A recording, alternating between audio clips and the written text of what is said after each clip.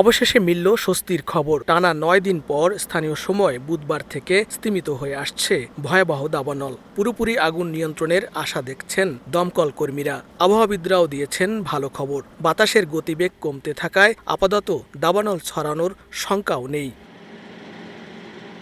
জাতীয় আবহাওয়া দপ্তর জানায়, আগামী কয়েকদিন উপকূলীয় বাতাস অতি প্রয়োজনীয় আর্দ্রতা বয়ে আনবে এবং বড় ধরনের উন্নতির সম্ভাবনা রয়েছে।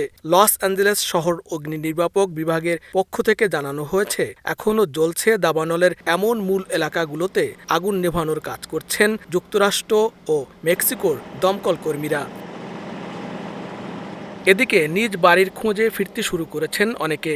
তবে পোড়া ধ্বংসাবশেষ ছাড়া আর কিছুই মিলছে না। তাদের কান্না আর হাহাকারে ভারী হয়ে উঠছে পরিবেশ।